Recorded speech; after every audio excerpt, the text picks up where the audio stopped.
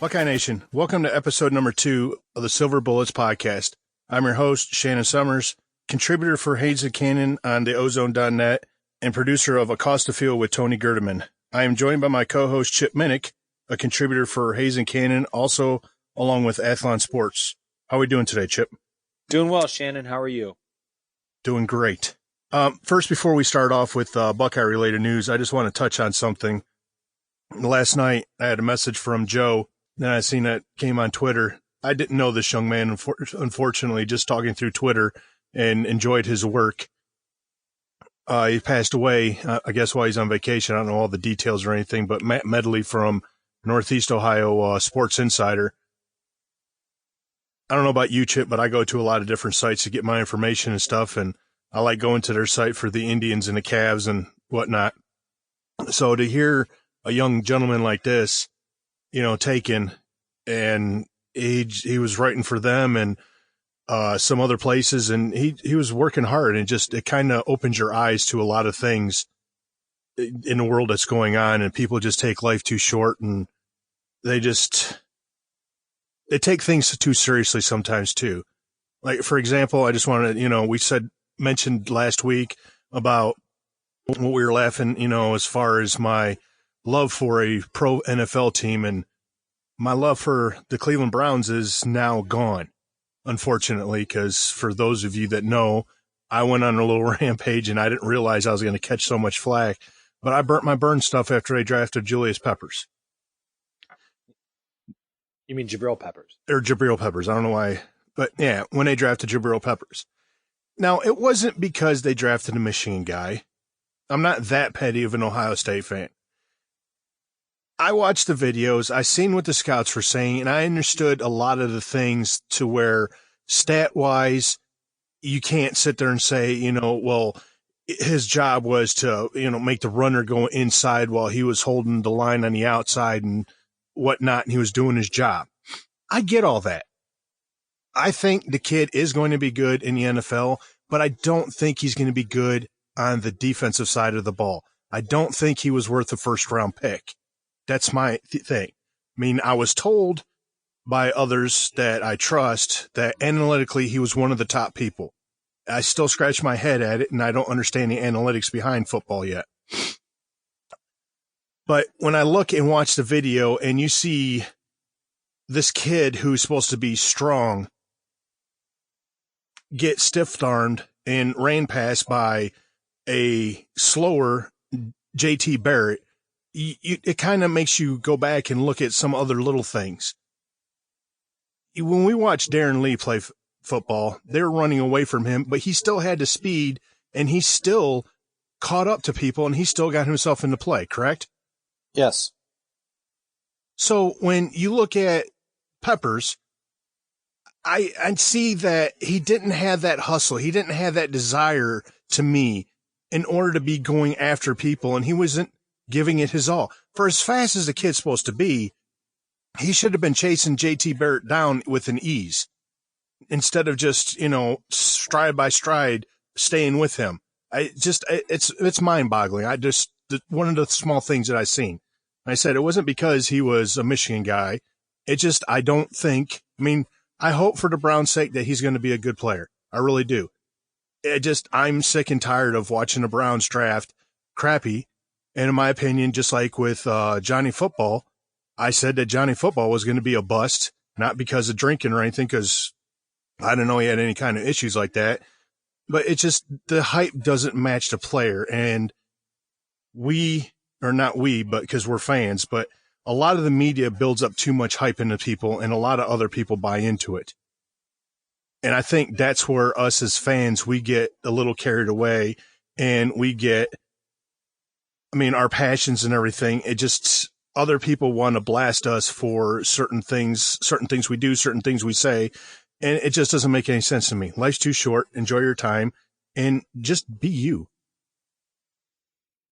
Does that make any sense to you? Yeah, absolutely.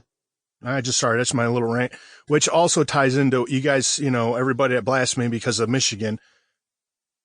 I want to understand something. When JT Barrett had his DUI in 2015, what was one of the biggest fan bases out there that was crying up a storm about that the punishment for JT Barrett wasn't enough. Yet we have a convicted felon, and I could say a convicted felon because he pled guilty to the felony.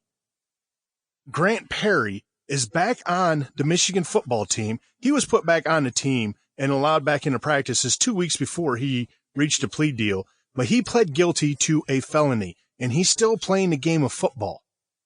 Now, everybody says, oh, well, Urban Meyer would have done it. No. First of all, Urban Meyer wouldn't have done it. I mean, every situation is different and whatnot. But based on the simple fact of everybody was, chastising Urban for this, that, and the other, I just don't get when you have a convicted felon and you sit there and say to me that, well, he doesn't deserve a second chance. Yeah, he deserves a second chance, but should he get a second chance still at a Power 5 school, or should he be taught a lesson and start over at a lesser program, a Division II, a Division III? Because I don't think it's right. I don't know what your thoughts on having a convicted felon on the team. No, I agree with you. I think Urban Meyer has demonstrated a complete lack of patience with anyone who breaks the law. He doesn't even necessarily need for the law to come down. I mean, just a year ago, Breonte Dunn for assaulting his girlfriend was immediately kicked off the team before the charges were officially filed. So that being said, some people, and to put it in completely, let's take Ohio State out of the equation. Everything that's going on with Michigan State, those players that have been accused of sexual assault, Mark D'Antonio didn't even wait for the trial. Everyone was immediately kicked off the team. So, yeah. Then you had people blasting Ohio State when Garyon Conley had that situation right before draft. And, well, this is the kind of program and kind of people that Urban Meyer recruits, but yet the information was given to the grand jury, and the grand jury came back and said, there's nothing here. And everybody knows that whatever you give the grand jury, the burden of proof is like way less than what you have to in order to get a conviction on somebody. I mean, you could just sit there and say, well, I seen this guy with this, blah, blah, blah. And 9 times out of 10, that grand jury is going to sit there and say, we'll indict you and we'll go ahead and go with the trial.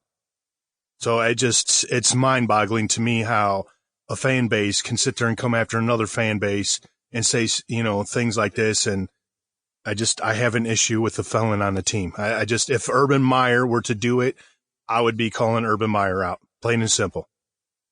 I just don't, in a Power 5 school, I don't think a person with the felony should be able to play. It's just, that's my 2 cents on it, and we'll move on. All right, let's talk some more about Kevin Wilson. Kevin Wilson's offense. We know that Kevin Wilson wants to have a 1-2 punch at running back, and right now it's looking like it's going to be Mike Weber as a starter and J.K. Dobbins as the number 2, as we were told.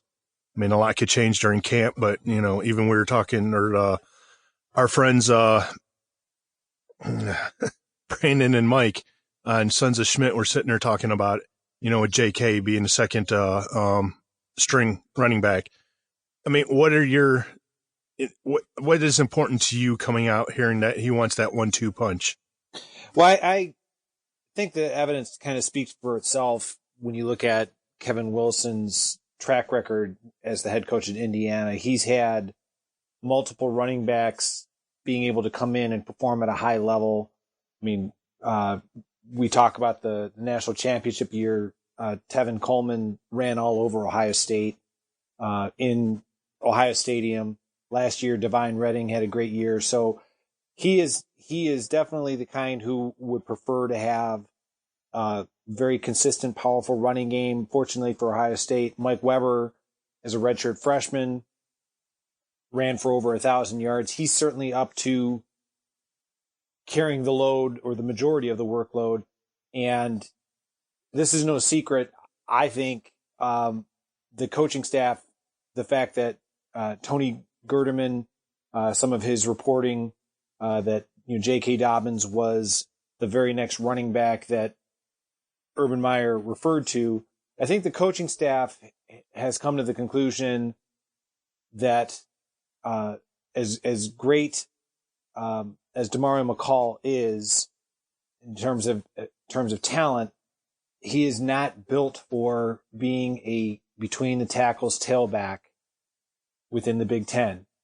Another former Buckeye, and I think Demario McCall is more talented, but case in point being was Dontre Wilson.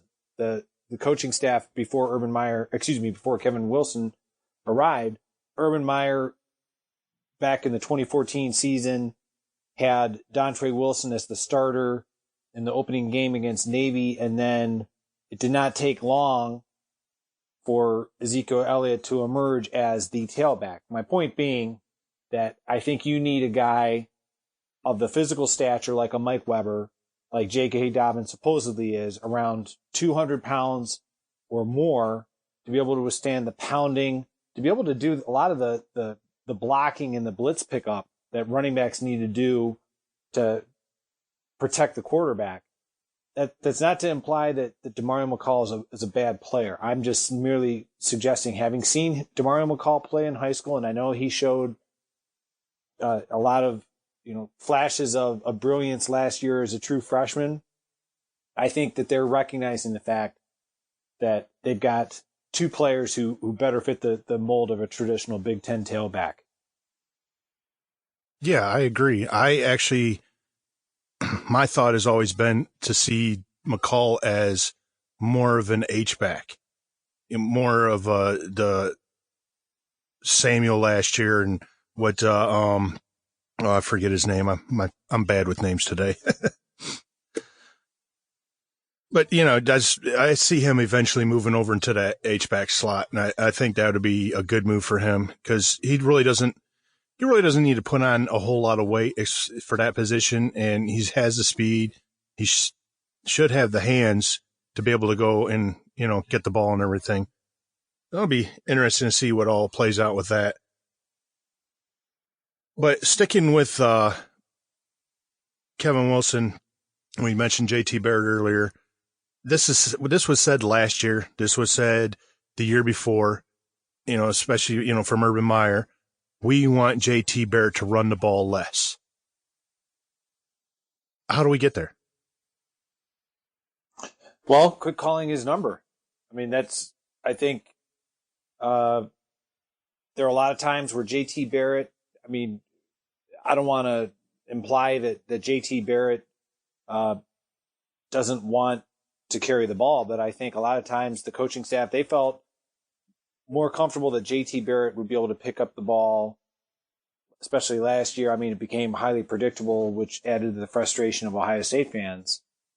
But I think, on 2nd and 1, 3rd and 1, let's just throw this out there, since we're talking about our favorite fan base, up north. On 4th and 1, he was not sure. He was not sure. Exactly. Who Get carried the ball? over it. Who carried the ball, because he was Exactly. most dependable. Now that being said,